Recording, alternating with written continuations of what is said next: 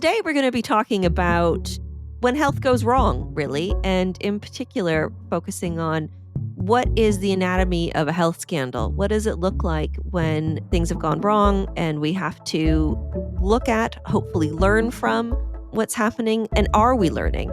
And to help us with that, we have the award-winning health journalist, Shaun Lintern, currently of the Sunday Times, with us today to talk us through some of those scandals and in particular what it's like to be the journalist covering those scandals.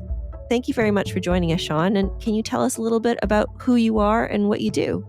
Yeah, sure. Thanks for having us on. So I'm health editor at the Sunday Times, which is a very grand title, but in essence, I've been investigating the NHS and healthcare for the past 15 years. And the way that works, it's kind of interesting that often people don't really appreciate what my job is and how I do it. But it's very much about me deciding what is in the public interest in any given week, month, or in the months ahead. And I'm often juggling different projects and long-term investigations and short-term stories of the week, if you like. And the way it works at the Sunday Times, I will submit a list to my editors saying, look, this is what I think's interesting. This is what I think, we should do.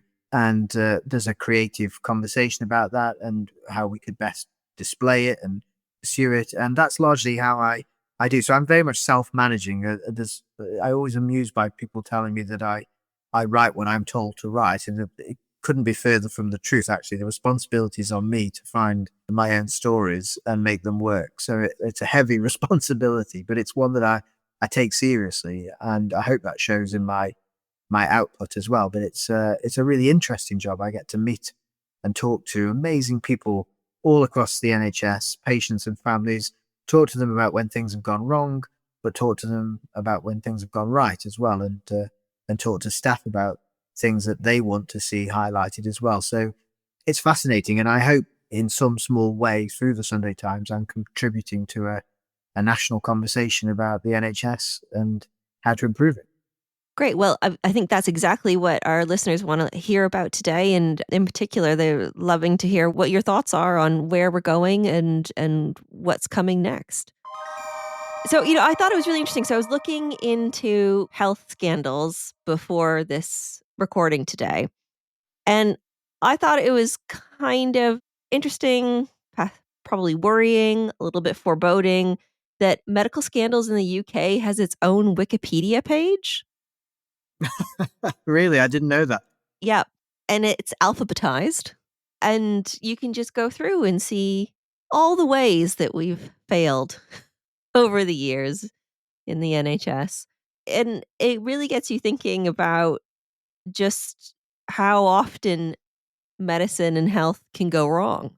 I suppose you could look at that two ways, couldn't you? You could also say, isn't that a testament to the transparency and openness that is forced sometimes on the health service by people like myself and families, but also, the NHS does lend itself sometimes to things being dragged out of it into the open domain, which might not be true of other systems where private companies are involved and profit is involved and people have interests to protect. And so I think it's interesting there's a Wikipedia account. I'm going to check that out as soon as we finish with this, just to see what they're missing.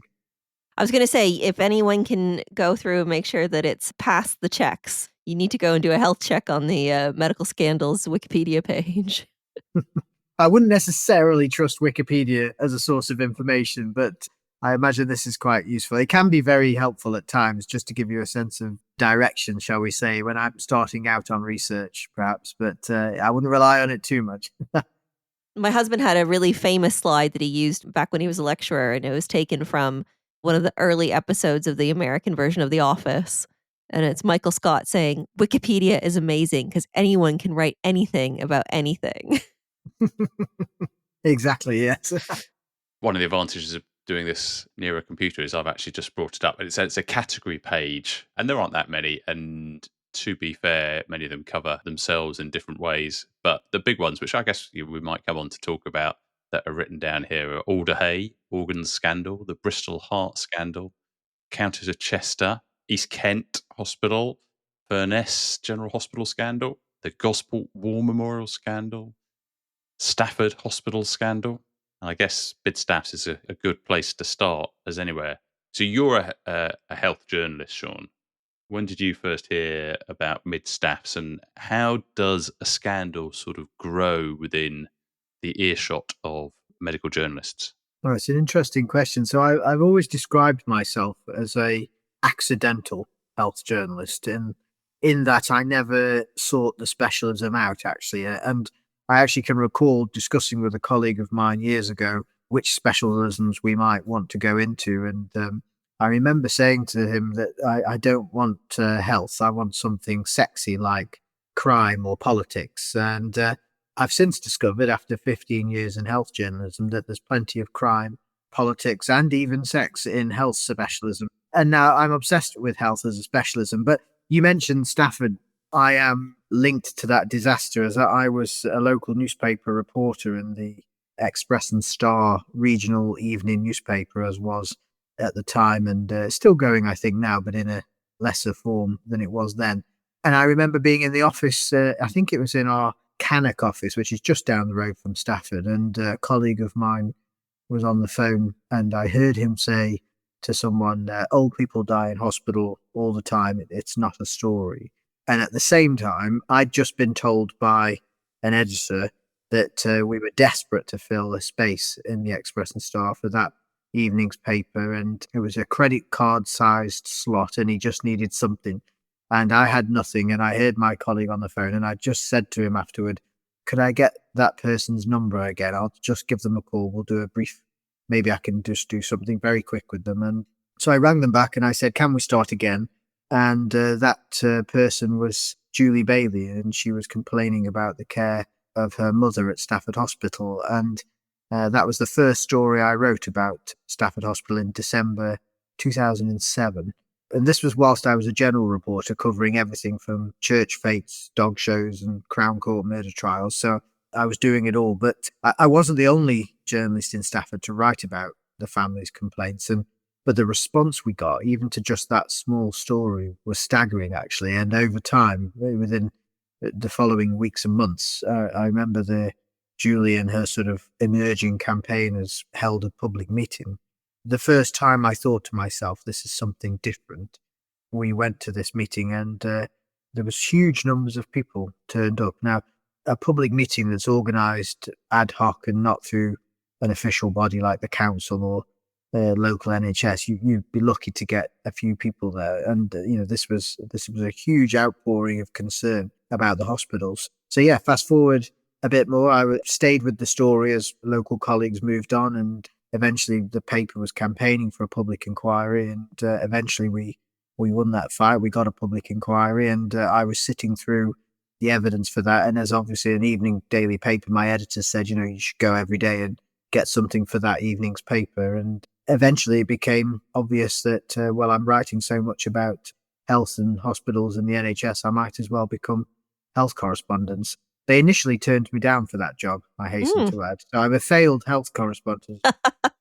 But eventually they relented, and I moved into the specialism, began covering health across the West Midlands. And 15 odd years later, I'm health editor of the Sunday Times. And quite a few of those scandals that appear on that Wikipedia page we were discussing, I think I've lent my pen to, which is says something for the kind of journalism I'm interested in over the last 15 years. But it's something that's obsessed me. And you asked me about how these things come to our attention. I think, they can sometimes bleed out, and that's a terrible phrase given what we're talking about, but they can leach out over time into the consciousness of people on social media these days, whereas perhaps it was in local newspapers were really the main conduit in the past. But now I think families are finding their voice. They're reaching out to people like me, and they're not taking the NHS's line so much as perhaps they once were. And I think people are beginning to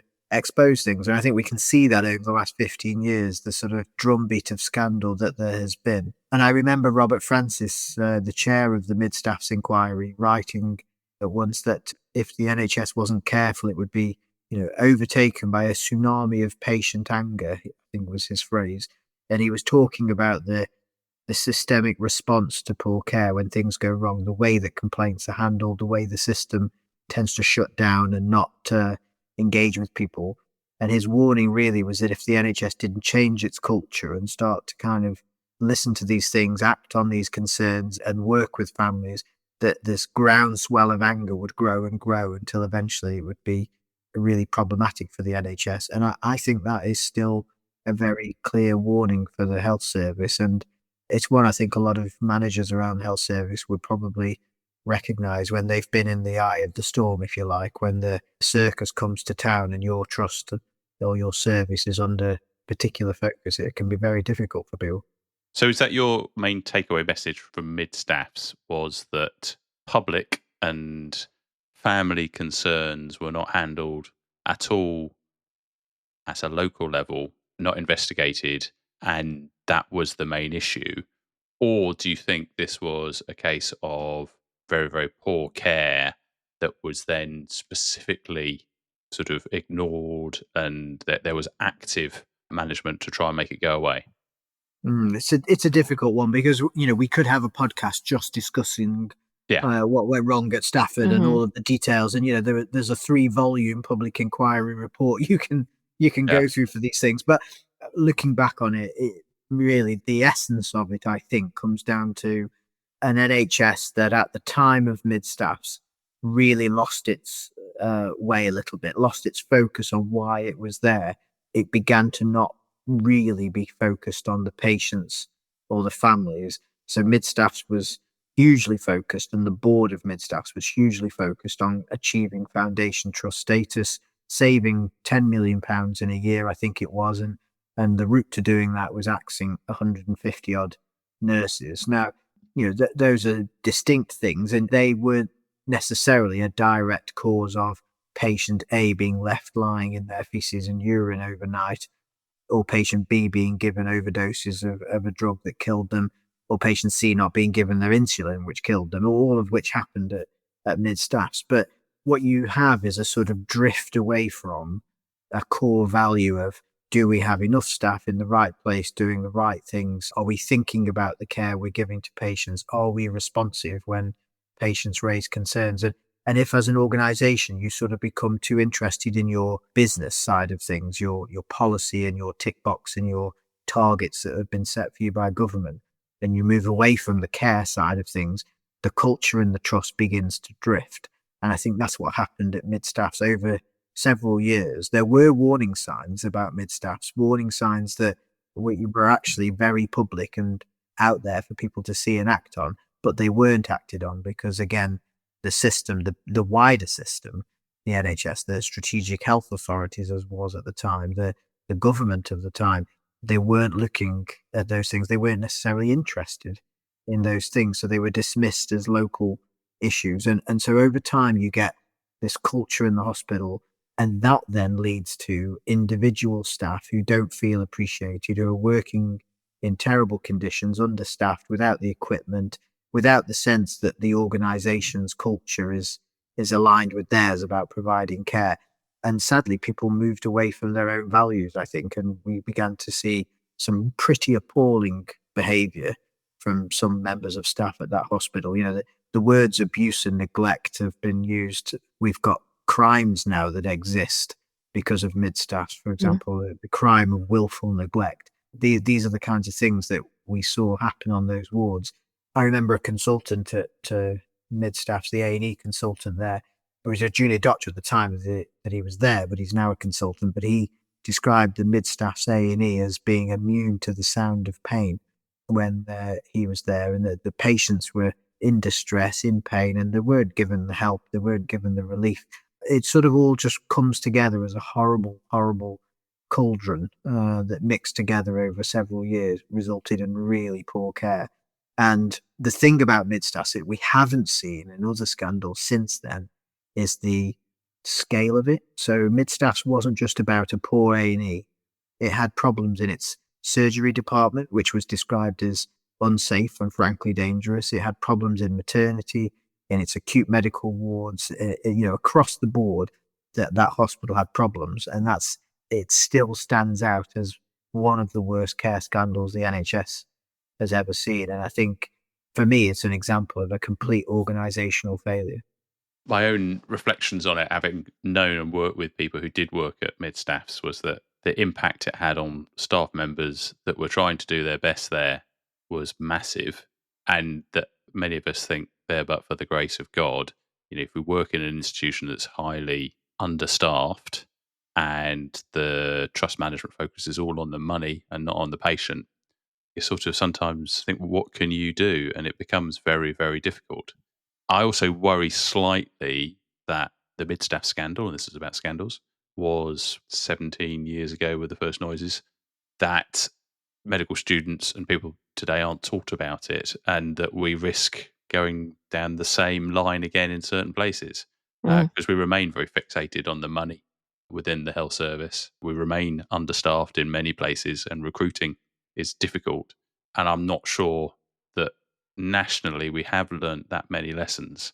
It was truly, truly awful and must never happen again. But you can say that some of the ingredients for it happening again are still there.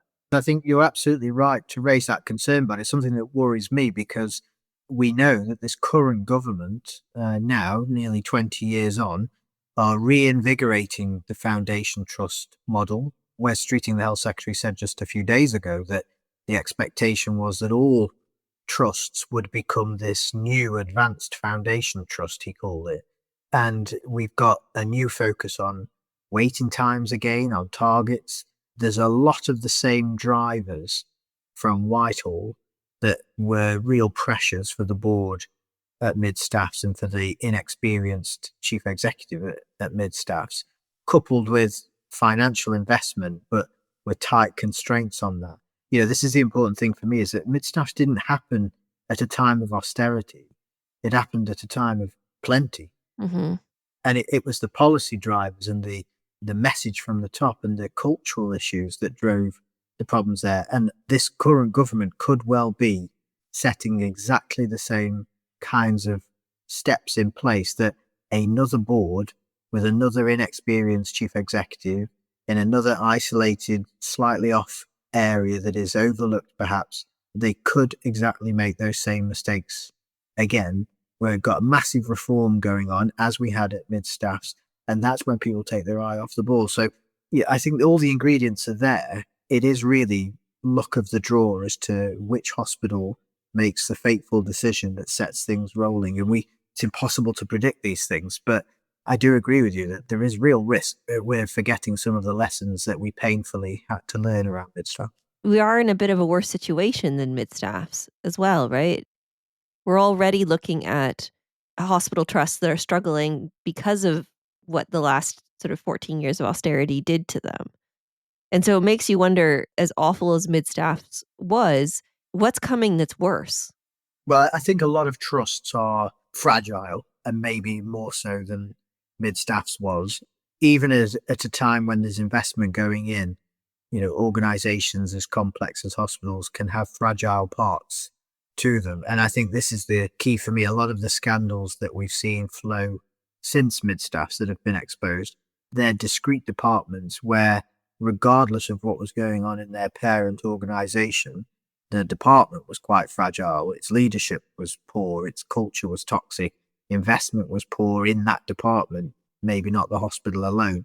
And so you can see these things develop and grow, and they have all the hallmarks of mid-staffs, every scandal if you look through. And in fact, mid-staffs itself was just the latest iteration of scandals going all the way back to, I think, the Ely Hospital scandal in the 1960s, I think. I'm sure someone will tell us if that's wrong. But they all have these telltale signs, and those can happen at large-scale organizations down to unit, ward, even perhaps sometimes shift level. That's the issue for patients, is you can be facing a lottery when you go into a hospital. You might go in and it be a great day. You've got the right people on shift with the right attitude, and come in 12 hours later, the shift has changed and the wrong people are there with the wrong attitude, and that can change your care. And that's, in a way, that's a long way away from the board and decisions being made at board level. Yeah, and you kind of hope with all new technology, and everybody goes on about AI, that we would have better ways to detect signals when things are starting to go wrong, not just in hospital healthcare, but in primary care and in other areas. And I'm always amazed that that doesn't seem to be there, that real-time monitoring of some of the essential stuff should be so easy, yet we just don't collect the data very well. And we've been having this discussion when we're thinking about the 10-year plan and moving forward over the next 10 years in the NHS and, how we demonstrate that we're making a difference with the things that we do. And it's remarkable that our systems don't talk to each other, that we don't collect the information that we need to in an era when it should be so easy. And every hospital does things differently. Some people might have a great idea and think that tries to get rolled out to another place, but because it wasn't invented there, not invented here syndrome, it doesn't get accepted. And I did get a bit frustrated that the NHS doesn't learn from itself and doesn't sort of spread good practice as well as it could. Yeah, definitely. I think we do. We are actually world leaders in collecting healthcare data. I think the NHS has some of the richest data sets in the world. And, we do collect now summary hospital level mortality, collect mortality levels at specific disease levels. We look at outcomes data for certain surgeries and all of these things. But I think what we aren't very good at is seeing the wood for the trees in NHS data. Like there is so much data out there. It's difficult to actually analyze and pick out the signals, the signal and the noise that we need for patient safety signals. Definitely. I think that's hopefully something that the NHS is going to get better at under the 10-year plan. There are some interesting signs there, but it always strikes me as kind of concerning that in every scandal, there was always some data pointing to it. Now, sometimes the NHS is expert at dismissing this and show to NHS analysts some data. They'll give you two different arguments for it. And I think that's one problem. But I'm hoping that people start to do this better in the future. We've got to really, because the opportunities actually to get this right, to target things, to improve things. I know the CQC has said it's going to try and use data better to target its regulation of healthcare. It's got to help us actually to direct our attention and where we're going. Yeah, I'm glad you mentioned the CQC. I was just about to bring up regulation and the regulator, and and the CQC and its various forebears like CHI, Commission for Health Improvement, and other things are taking a lot of flack. CQC is currently having a lot of flack. Do you think that we need a regulator? Do you think that that's the right way forward? And if you were Minister for Health, what would you do with the CQC? Oh, if I was Minister for Health, how long have you got? In all seriousness, the regulation side is a really interesting issue because in many ways, I can see why people hate being regulated. But if you stop and think about what that actually means, and I still find it incredible that up until largely 2008-9, we didn't really regulate healthcare. Okay, yes, we did have the Healthcare Commission and CHI prior to that, but actually, if you looked at what they did, they weren't actually real regulators. I think the CQC in its initial form, wasn't perfect and it failed in relation to mid-staffs and what the Healthcare Commission did, certainly, which was its first iteration. But I think if you look at the CQC model post mid-staffs, and when David Byrne was chief executive there and Sir Mike Richards was chief inspector of hospitals, actually they turned it into quite an effective regulator. And they went from a position where at the beginning people were questioning, why do we need this regulator? To the end of that period, it was pretty much accepted. And the idea that we wouldn't have regulation of healthcare is, for most people, would be a non-starter. Now, like all organizations, the CQC has had its ups and downs. It's currently in a very deep down, and it deserves all the criticism that it's getting. It needs to get back to what it was doing well before. I think we must have some form of check on healthcare delivery. If we have a poor patient complaint system, which is what we have, if we have a politically driven system that can sometimes do things that are for political convenience, not for patient convenience, which is definitely what we have, you've got to have someone other than the media who can go in and say black is black and white is white. And for all the criticisms of the CQC, and I have made many, and I can give you many, many problems with it, I have read its reports where its inspectors have gone into a hospital unit or an A&E department. They have seen something outrageous, have raised it. It gets sorted there and then. but it's also there in black and white in the report, and the trust knows that it failed in this way or that way. And that really matters. And we have seen the CQC uncover things. Now, I would like it to have been more proactive. For me, it's far too reactive in terms of it confirms a scandal that families and journalists have already reported on and raised. I'd like to see it getting in there first and concentrating less on paperwork and bureaucracy and tick boxes and around fridge temperatures and things like that. All of that matters, but I think I'm much rather the CQC focus on what are patients telling them, what are staff telling the inspectors. I think the idea that we wouldn't inspect hospitals now is a nonsense. I find that terrifying. I think I'm probably the most cynical of the three of us on this call, or maybe not, but I see no evidence of a willingness or a learning to change. And so the idea of us not having a way to hold trust to some sort of accountability, I find truly terrifying, because we just, unfortunately, when it comes to medicine and health, we just as human beings have a really bad track record here, right? We don't really always make the right decisions on what to do. And sometimes this is at an organizational level, sometimes it's at an individual level, but it repeats itself over and over again in every generation. These scandals, these types of decisions that are made happen over and over again. It does seem like not only do we have to continue to regulate our healthcare, but we have to find some way that once someone or some entity has been brought to account, that sticks in some way, 'cause it seems to me we've not yet found a way to learn from this. The problem there, though, is that there's a real danger, and I think probably we're falling into it, in that we're too negative. We are not recognizing the kind of tiny iterative changes that come about. Mm, So I've often said to people, have I wasted the last 15 years of my life because here's another scandal? I've been trying to put myself out of work since mid staffs. That left a real mark on me, and I'd love to never have to write about a patient safety scandal ever again, and yet I'm busier than ever. But there are so many tiny little changes that you can point to that I think are moving the supertanker in a better direction. mhm, Whether that be new laws, new regulation.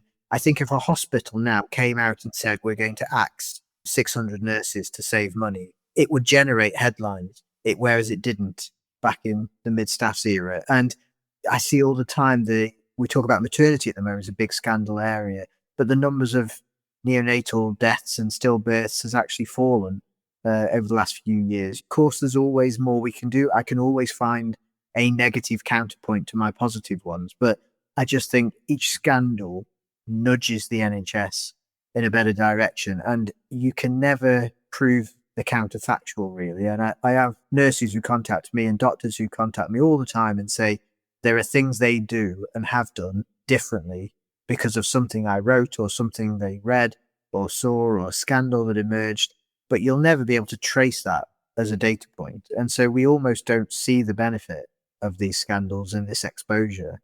But I do think there is one, mhm. as painful as it is. And I get that it's painful. I think it does lead us somewhere better.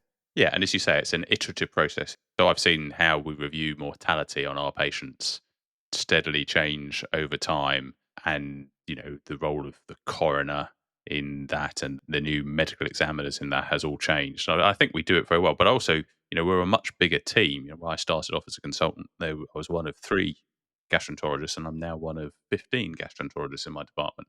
And when you've got more people around, that actually is a very useful sense checking body when you're doing stuff, to have meetings with people. So I have a weekly multidisciplinary team meeting for inflammatory bowel disease. I have another weekly multidisciplinary team meeting for bowel cancer, and we're discussing our cases together, and we are effectively comparing notes, and also we're learning things from each other. And I think that is much better for patient care. So I think you're right. And I just want to reassure any patients or members of the public listening to this. I think the NHS is getting better at this. I do, though, just worry as care gets more complicated and more expensive from the point of view of drugs, and staffing struggles to keep up with that. And I've hammered on about staffing throughout most of my medical political career. But we see things are really, really stretched, and I felt that acutely with the run of resident doctor strikes that we are paper thin in places. And so again, you could understand how things could go wrong. And I find that slightly terrifying, actually. The example I always give for that was the death of Jack Adcock, who was a 6-year-old boy with Downs who died very sadly when he was really unwell. And the junior doctor, as they were called at the time, that was caring for him at that point, ended up being sanctioned by the GMC and facing a manslaughter charge. But what she turned up to at work that day, and I think she was working as a locum, if I recall rightly, but she turned up with multiple sickness leaves on her team. So she was working pretty single handedly with an IT system that wasn't working that day, and with she was a locum, a lack of induction onto the ward. And that's a pretty horrible setting to turn up to. And as I said earlier, therefore, with the grace of God, I've turned up to work and suddenly I found that there aren't any people around. The whole thing about the NHS should be more like an aeroplane. But if your co-pilot's off sick, the aeroplane doesn't take off. We don't have that luxury within the NHS. And I've done ward rounds where it's just been me because there haven't been any other team members around. It's paper thin in places. Yeah, I think that's right. And I think for me, my biggest concern at the moment is the task orientated approach that we're taking to healthcare at the moment. The answer seems to be creating new roles, putting in a new piece of paper, a new protocol here, a protocol there to try and fix some of the systemic problems that we've got, the structural problems. And actually, when you look at a patient's journey through a hospital, the amount of opportunity for something to go wrong because somebody who did the bloods didn't pass on the message to the person doing the referral, or I'm making things up now, but I've seen it all the time in coroner's reports, the issue is around communication and information being passed on. And this emphasis we have now on protocolization of medicine and nursing, it tends to mean that things get missed and the opportunity for stuff to fall between the cracks is massive. So in that sort of fragile system that you're describing, the opportunity for failure is as high as it ever was. And perhaps it always will be. I mean, healthcare is complex. We may never get to a position where healthcare is completely safe, because otherwise it's probably so risk averse, it's of no benefit to the patient if we ever got to that position. There's some element of we all need to perhaps recognize healthcare is naturally risky. And I always remember, I've said to friends and family of mine, a hospital is not necessarily a safe place to be. It's a place you might need to be, but if you can avoid it, by all means do, because things do go wrong. We may have to just get used to that, but we need to investigate where it's systemic. And I think, you described the systemic problems that can happen. It's not down to individuals. That's one type of scandal. The other are obviously the willful, reckless behavior that unfortunately, we do see. But again, in a system of 1 million people or more, you will find those bad eggs as well. And we have to root those out with a vigor that we take to the systemic problems as well. So do you think that there needs to be some kind of shift in society in understanding what's on offer with healthcare? I think we need to recognize that this is a complex system and risks involved, that a hospital isn't some sort of heavenly place where you're wrapped in a kind of force field of care that nothing will ever go wrong. Equally, patients go in vulnerable and the NHS owes it to them to do the best it can and to not harm them. But if we're really going to try and save people's lives and extend their lives well into their 90s and over 100 as we are doing now, there are risks associated with that. And I think we as a society perhaps still have quite a naive view, I think, of the NHS, and the expectation on the NHS is very, very high. And so any failure is felt very keenly, and especially by a public who they view the NHS as one of the defining things that make them proud to be British, as a national religion, as it's described. Well, those things always come with extra pressure on the service, I think. And I think social media has created, and the world we live in, one of Amazon and instant demand, people expect a similar level of interaction and responsiveness from the NHS. And sometimes it can do that and sometimes it can't. Do you think social media clearly it will have affected your job a bit because things will kick off in social media rather than print media, but Do you think social media has changed the relationship between the public and our health service? I think there's a danger social media drives people away from the NHS, if I'm honest. Okay. Hmm. I see a lot of social media around people taking control of their own healthcare, which is not necessarily a bad thing if that's exercising more, eating healthy, all the rest of it. But I also see huge numbers of adverts for private medications, private healthcare available on an app. And I think there's a potential emerging problem with the youth of today being more willing to pay to see a private GP online than they are their commitment to the NHS, especially with waiting times as they are. And there's a risk that the NHS loses the buy-in from a younger generation.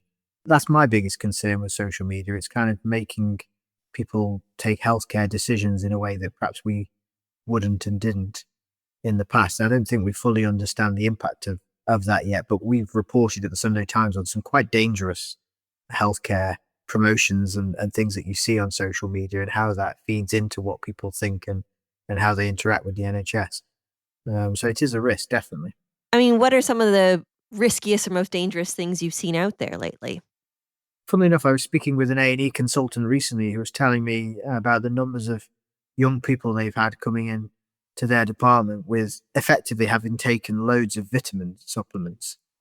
And, these are emerging stories that are anecdotal, really, but there have been young people who've taken very seriously ill taking the weight loss jabs when they're not eligible for them. And people are lying on the apps to get the jabs, etc. And it's feeding a sort of a desire for healthcare in a way that the NHS could never meet because it's not safe. But I've seen adverts for testosterone supplements, for example. We've reported on that at the Sunday Times, and the risks associated with that around prostate cancer for some men, and there's increasing advertising for at-home tests. I think COVID and the flow test that we use to diagnose whether you were sick with COVID has been the unintended consequence of that is everyone's now got used to taking a test at home and buying a little box and drop of blood and etc. But Mhm. how reliable are these tests? And they're signaling that you might be vitamin D deficient, so you start popping loads of vitamin D pills without any real thought, and the consequences that can come from that kind of healthcare is what worries me. I think the NHS is not touching any of these people. This is all happening away from the NHS. I think that's what worries me.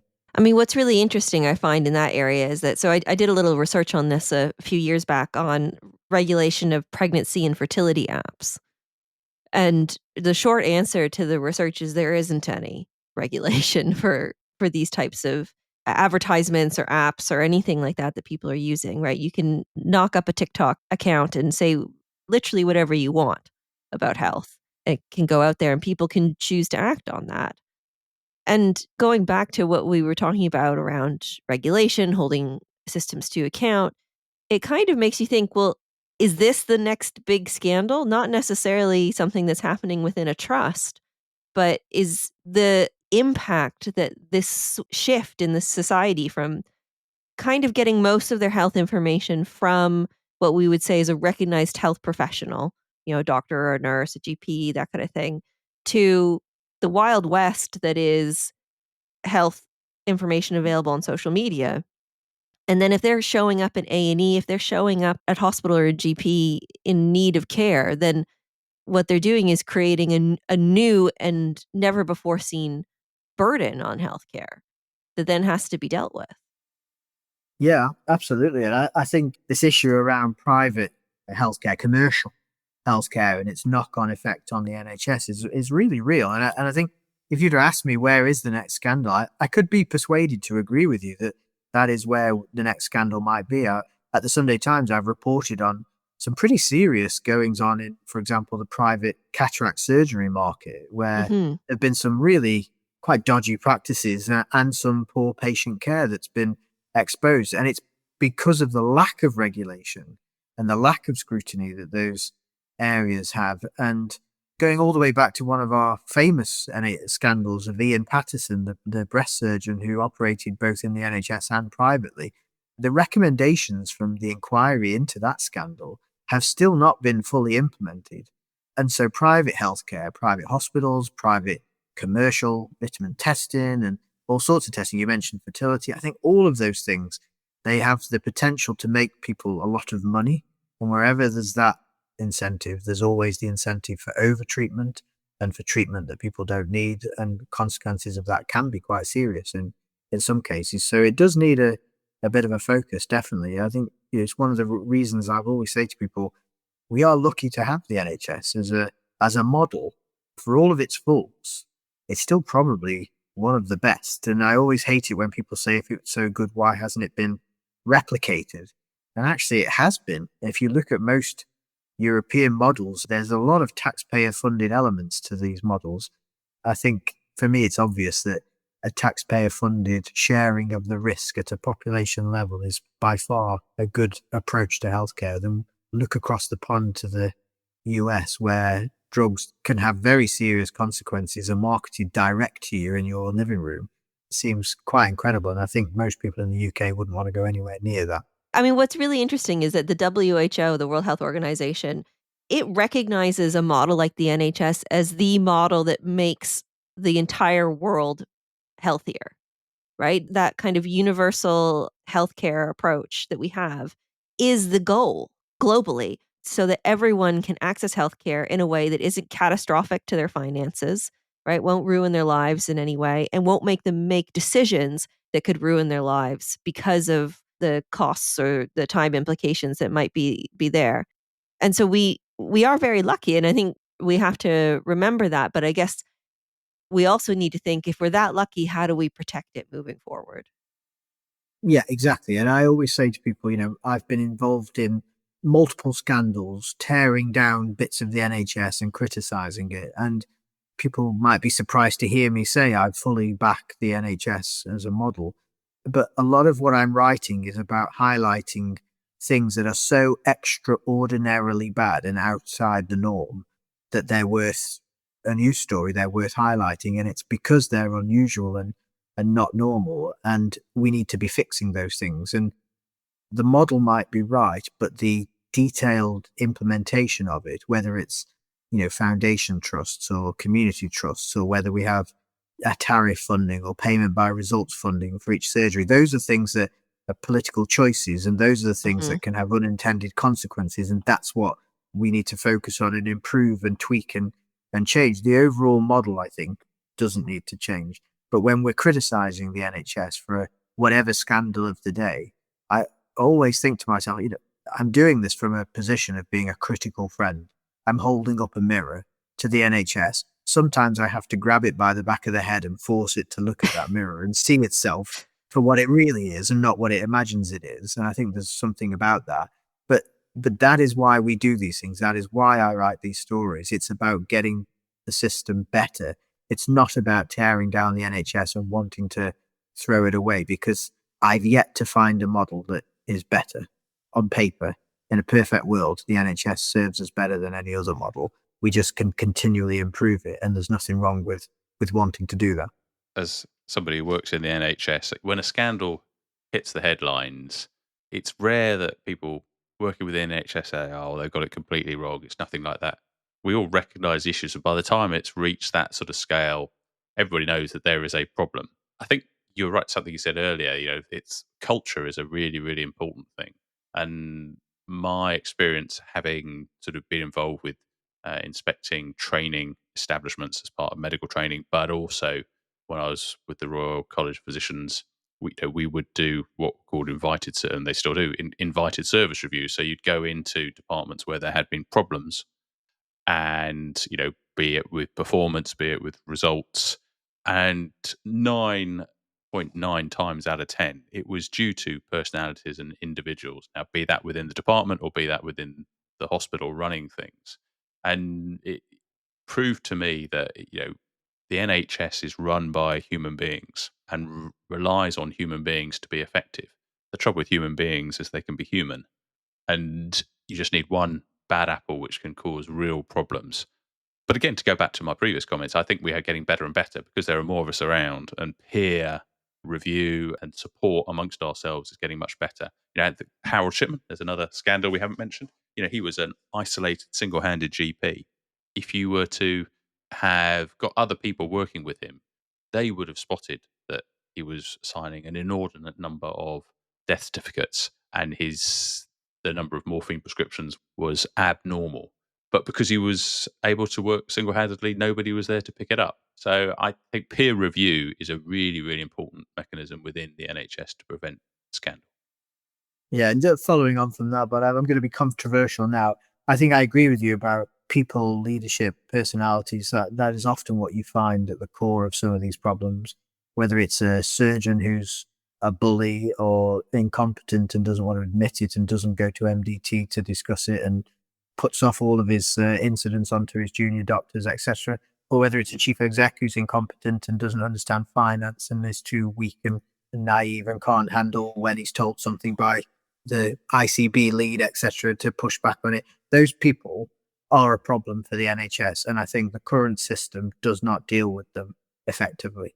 We see too often people being moved upwards, sideways, sent somewhere else to cause trouble, sent on secondment to the national sin bin at NHS England, where they're recycled out in a few years to cause trouble somewhere else.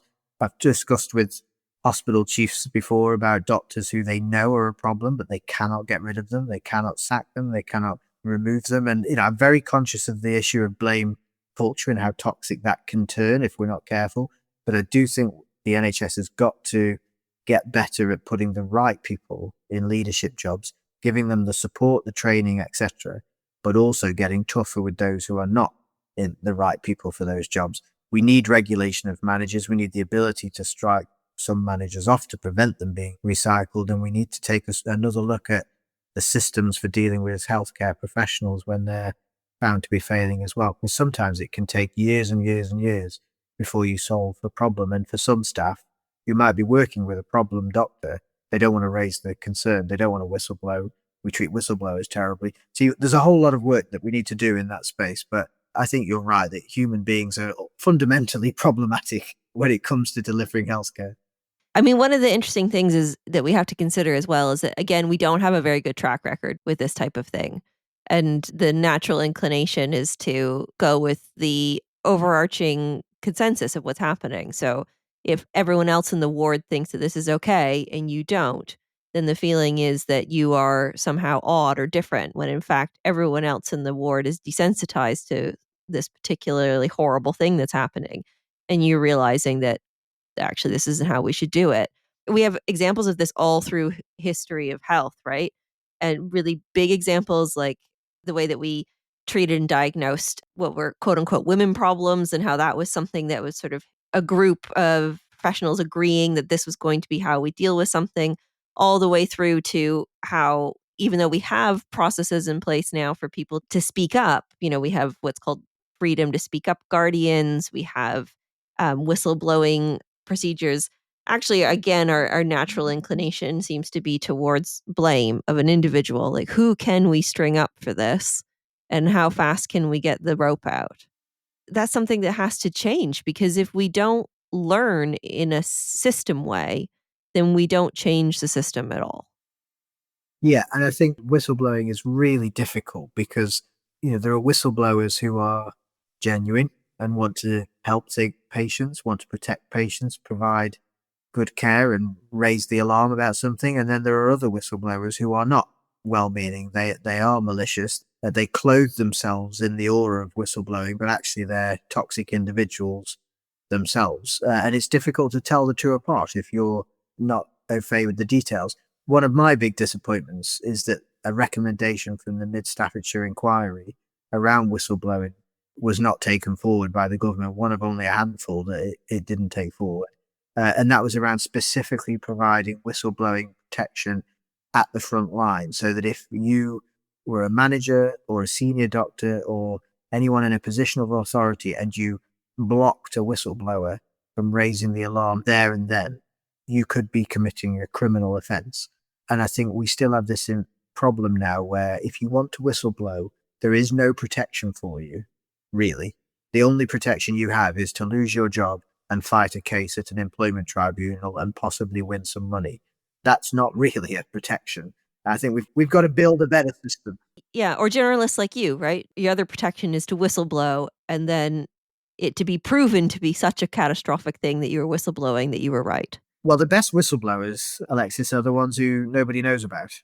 And, there are countless numbers of them. And for every whistleblower that we do know the name of, and they have sometimes terrible stories to tell, there are many other whistleblowers who probably wouldn't even call themselves whistleblowers, who get in touch with people like me and tell me things, and I will make it work. I work with them as almost like a partner. We'll explore something and I write about it, and they never receive the credit, the thanks, and they don't want it either. I mean, often people, they just want this thing to be known about.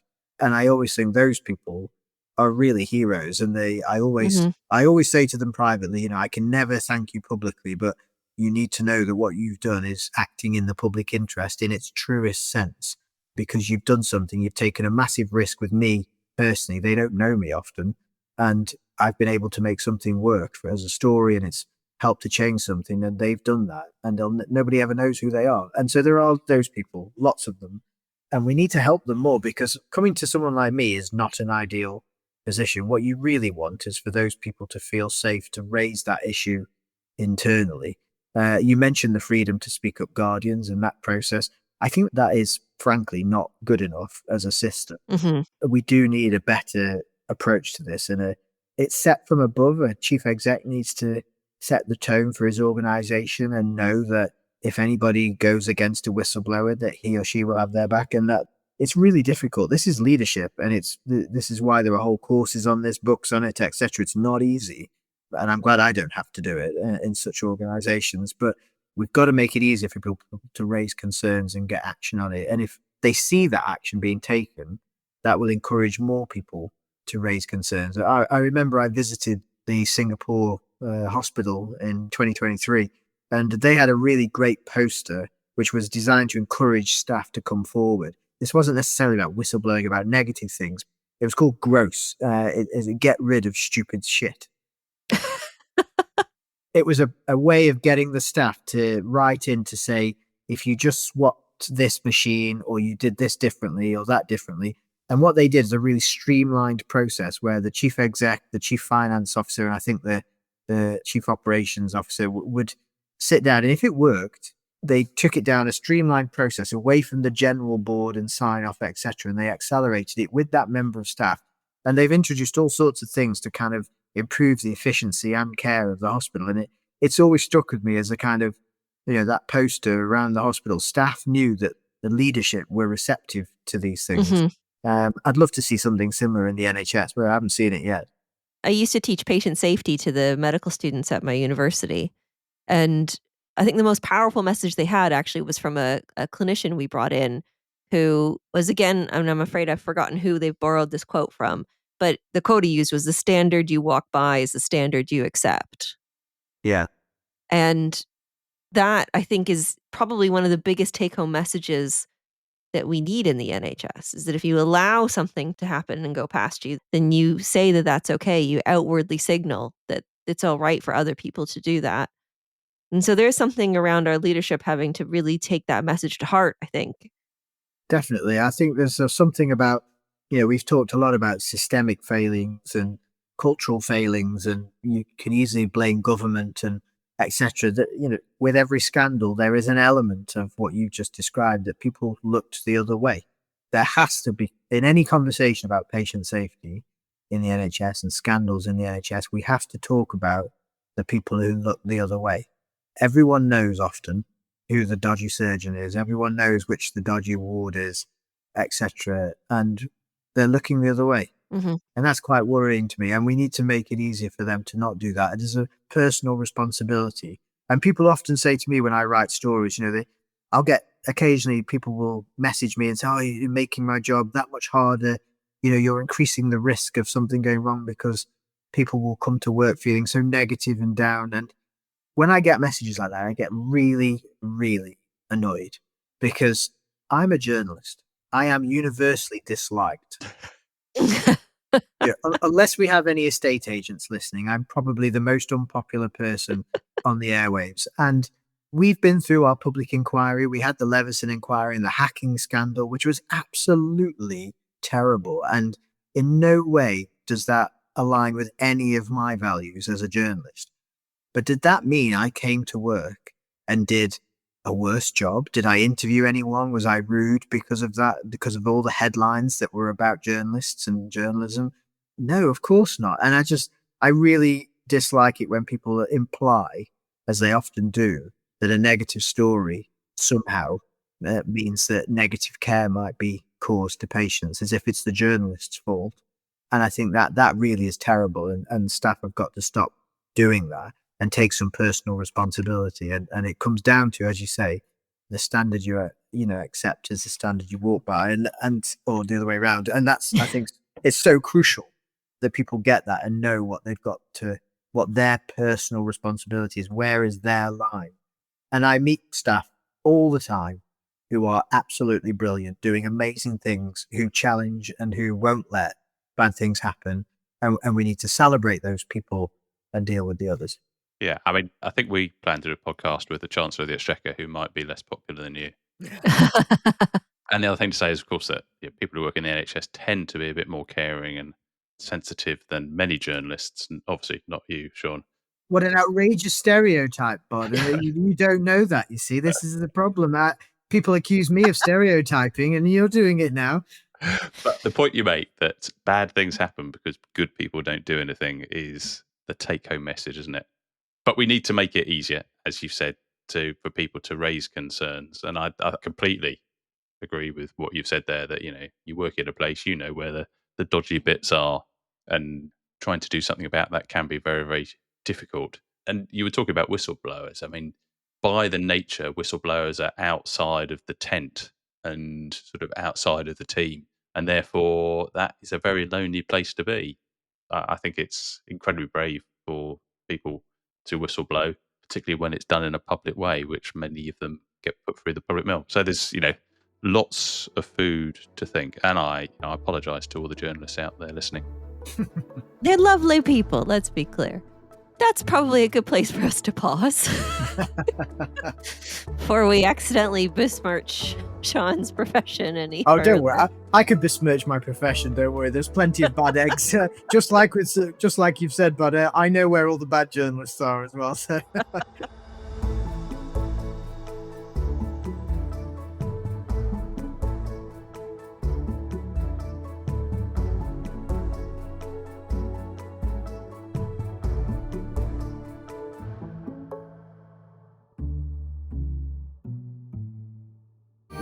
This has been a Haunted Mouse production. Cut that out.